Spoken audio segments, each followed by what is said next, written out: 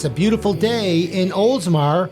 Welcome to the Experience Oldsmar with the Mayor podcast. I'm your host, Mayor Dan Saracki, broadcasting from top of the bay in beautiful downtown Oldsmar, right here in the Oldsmar Old Bank Building.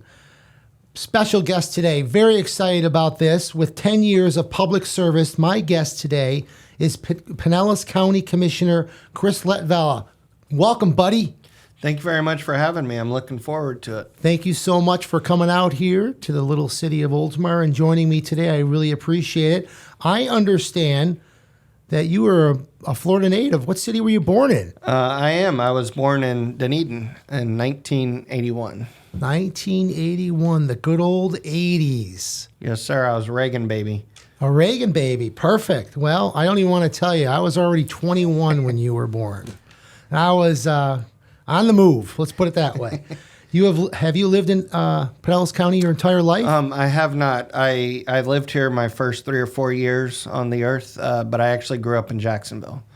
But I came back to Palm Harbor and visited my dad very often growing up, at least once a month. So I saw quite a few changes in North Pinellas growing up in the 80s and 90s up until now. So Jacksonville, does that mean you're a Jacksonville Jaguars fan? I am. I remember exactly where I was when we got the franchise. I was in middle school gym class, and our gym teacher told us. I went to quite a few games in the 90s, in the late 90s. And I remember a game very vividly, and I'm sure you remember it too, in the 1996 playoffs when the Jaguars were a heavy underdog against the Buffalo Bills. But we went up to Buffalo and we beat them in the playoffs. I'm sure you remember that. I don't want to remember that. I actually think I was at that game. Anyways, yeah, I don't know what it is about the Jaguars. It's a rivalry, but they have the Buffalo Bills number. They continuously beat us. Yeah. It's something that I'm not proud of. So let's talk about Pinellas. How is Pinellas County different now as compared to when you were growing up? Well, traffic, first and foremost has changed. A lot of new subdivisions, a lot of new buildings, and of course, a lot more people. Let's talk a little bit about your background. Let's go that way. So where university did you attend? UCF in Orlando. Oh, so wow. I'm a Knight. It's at the Knights, right? Yes, sir. Yeah, I go to a couple of games when they play the Bulls. The football. I enjoy that. College. Absolutely. That's another good rivalry. It is. So, what type of work led you to consider entering the political arena? Well, growing up, I wanted to be a sports play-by-play broadcaster. But I was informed by my TV production teacher the 4th year I had her, my senior year, that I probably was not cut out to be on TV. And so which actually coincided with the 2000 presidential election. And so I was, most people, I was enthralled by the 2000 presidential election and started getting an interest in politics. And so I started thinking more and more about, politics. And my degree at UCF, I started out as a business major. And accounting class kind of changed that trajectory, as well as algebra. So I decided to try to take something that didn't involve a lot of math, which history was something that I found. So I was a history major. And so after college, I moved here. I started working on some campaigns with my dad. And I met a Clearwater firefighter that was running for the Florida House and started working on his campaign.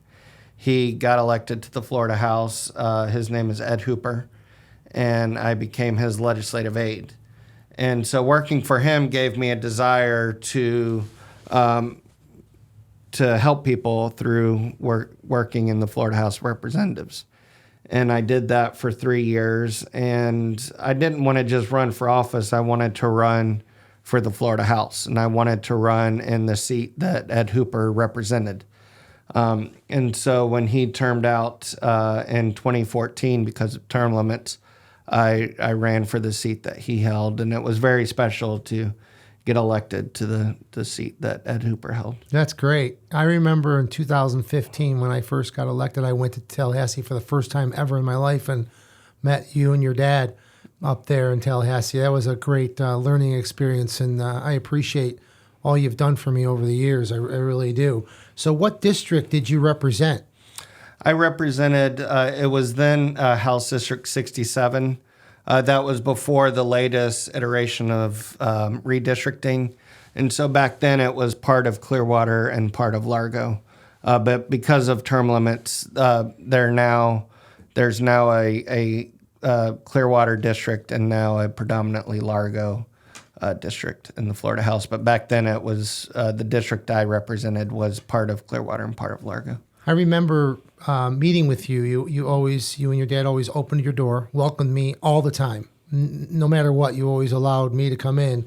What was... Well, you were a regular attender with the League of Cities. Yeah. So it was fun times, and you served, and still continue to serve Oldsmar residents honorably and proudly. And by going to Tallahassee and advocating on their behalf is just one example of that. Yep, thank you. So when I was up there, you were always working on some special legislative items. Just give us one good one. Sure. A lot of what I did was through different education assignments that I had. I was the chair of the Education Committee and the Education Appropriations Committee at different times. But the one that I am most proud of is a bill called Jordan's Law that I passed, and it was in honor of a 2-year-old Largo toddler that was murdered by his mother, and it helped change the child welfare laws in Florida. And there's still a lot of things that need to be changed with regards to the child welfare laws in Florida. But what this bill did, it had 4 major components, but 2 of the things are things that other states are looking at and taking proactive steps and doing themselves in their respective states. One of which is mandatory training for possible brain injuries in children under the age of 6 for judges, child welfare advocates, police officers, guardian ad litems, etc. And then the other major component of that bill is a notification for law enforcement if they have an interaction with somebody that has a ongoing child protective investigation that's currently ongoing. Those investigations are civil in nature; they're not criminal. But if law enforcement has an interaction with somebody like that, that has that investigation that's ongoing, it could, definitely help them and how they process that situation and whether or not they tell DCF about what they're seeing on the ground. I remember that. Congratulations. That was a pretty special moment. I remember you were very proud of that. So good job. Let's go over to County Commissioner. What year were you elected? I was elected this past November in 2022. So I've been on the job 10 or so months. How do you like it? I like it. It's a lot different pace. I enjoyed Tallahassee. It was an honor to serve there, but I do not miss it. I remember you always complained about the drive. Well, it's not just the drive. It's, there's a lot of, there's a lot of folks in Tallahassee, and it's on both sides that, are there to, rise the next rung on the political ladder. And, I'm not really interested in that. I'm interested in making an impact in my community and helping people and helping make Pinellas County and my area or my state, wherever I'm representing, a better place. So what made you decide to run for county commissioner? Were you termed out? What was it? Well, I was termed out. I had no aspirations of ever going to the Senate. That's not something that interests me in the least bit. I love Ed Hooper, but even when he retires, I have no interest in succeeding him in the state Senate. And there was another Senate seat open in Pinellas County, and I had no interest in doing that. there were decisions that the previous county commission made that I didn't agree with. That and I thought that they were going in a direction that I didn't agree with politically. That and so I thought that they needed a new conservative direction, and so that is why I ran. So the county commissioner districts or areas are broken up. What district do you actually? So I'm in District 5. It's a single member district. It's a large portion of Clearwater and Largo, and then part of the beach, Clearwater Beach, Sand Key, Bel Air Beach. It doesn't go down on like the Treasure Island, or It doesn't go that far. not far. Okay, very nice. So what are the term limits for county commissioner? So currently there are no term limits, but hopefully soon that will change, and we will have term limits. So it's unlimited. As of now, it is. Okay.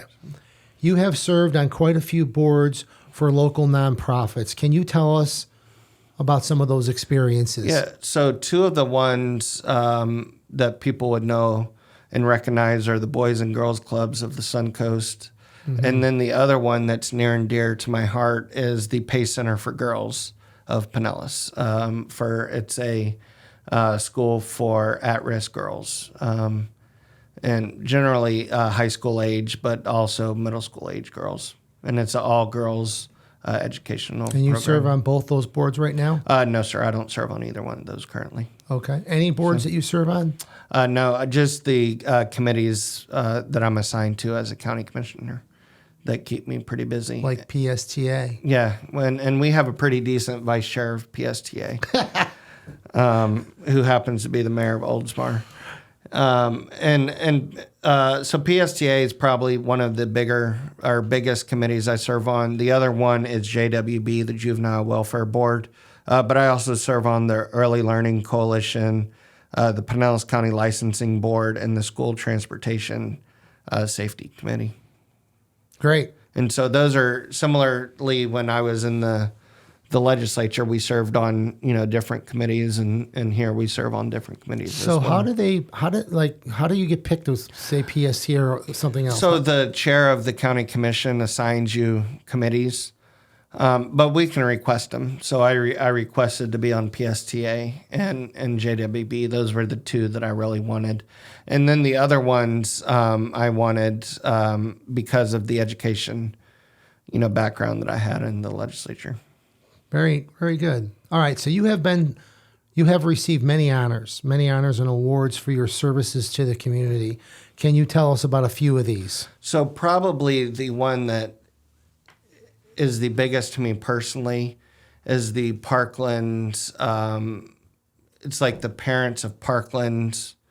They started a group, and I got the Lifetime Achievement Award from them because of my work in school safety. That's wonderful. And it's people that, and I was the first person that was given that award, and it's people that, and the group's called Stand with Parkland, and it's people that I wish I had never met before. And I should have never met, but they, on February 14th, 2018, kissed their kids goodbye, and later that afternoon, their kids were slaughtered at school. And, one of the most important things that we did while I was in Tallahassee was the first school safety bill in 2018, but then after that, we did several others, school safety bills and different improvements, whether it was in mental health or school hardening or, just different school safety measures. And I would have to say that one of the biggest champions in school safety in the state of Florida is our own sheriff, who sits as chair of the Marjorie Stoneman Douglas School Safety Commission. And I've been with him and the city of Parkland meeting with these parents. That's how dedicated he is. And I call several of those parents, I would call them my friends. I've talked to many of them since I've been termed out of the legislature. And so that one's near and dear to my heart, and it's still sitting in my office in downtown Clearwater in my county commission office. And then I have a FOP, kind of it's a similar Lifetime Achievement Award from the Fraternal Order of Police in the state of Florida. That's also near and dear to my heart.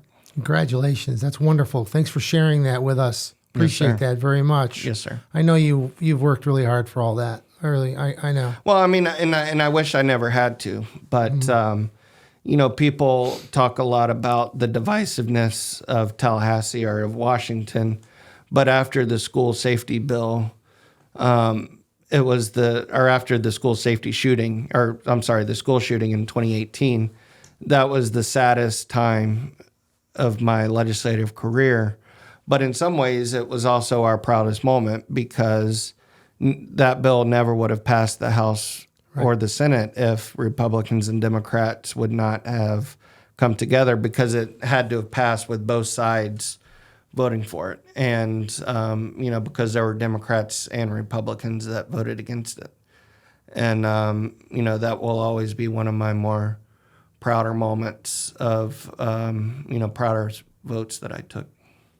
Thank you. Appreciate that. All right, let's talk about the future. Pinellas County, what are you currently working on? What's exciting? What's motivating you? Well, there's a baseball team that we have that is trying to stay in town. Now they, I guess after they've exhausted a few of their options, are now wanting to stay, which is good.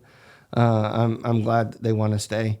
But that's going to be a decision that, we ultimately will need to make in conjunction with the city of St. Petersburg.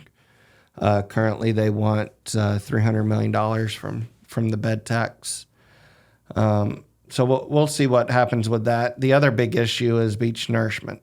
I love baseball.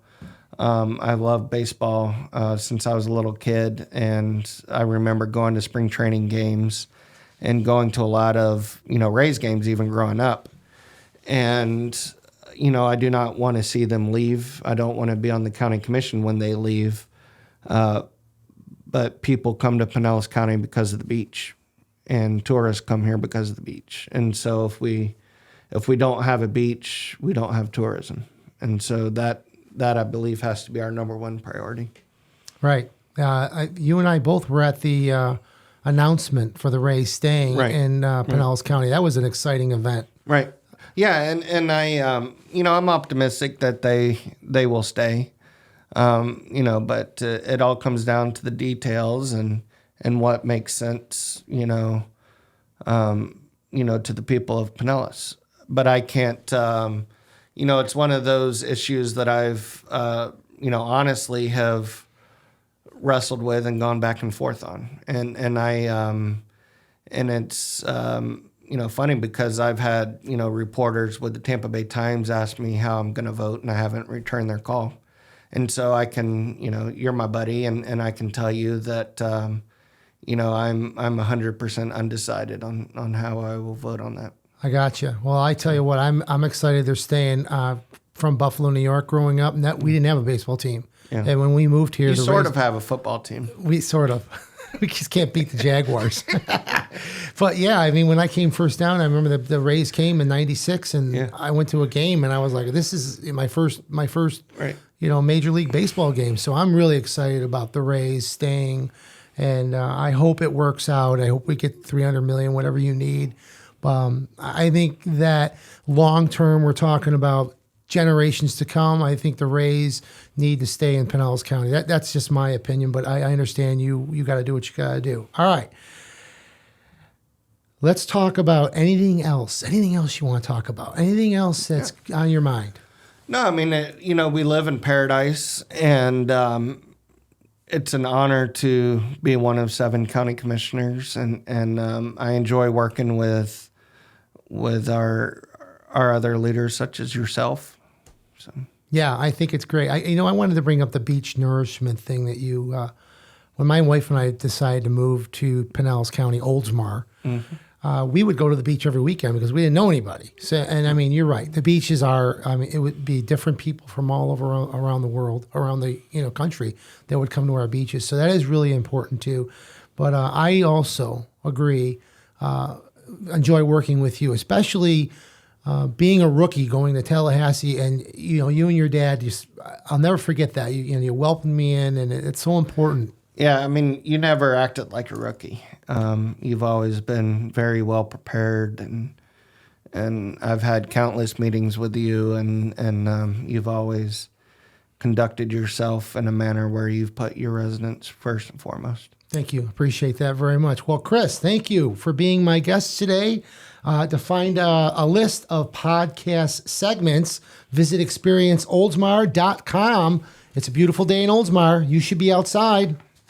I'm your host, Oldsmar Mayor Dan Saracki. Until next time, I invite you to check out all the great things to do in the city of Oldsmar. And don't forget, Mondays and Thursdays, ball hockey at the Lightning-made Oldsmar Boltsmar rink. Be there. I'll see you out down in the rink.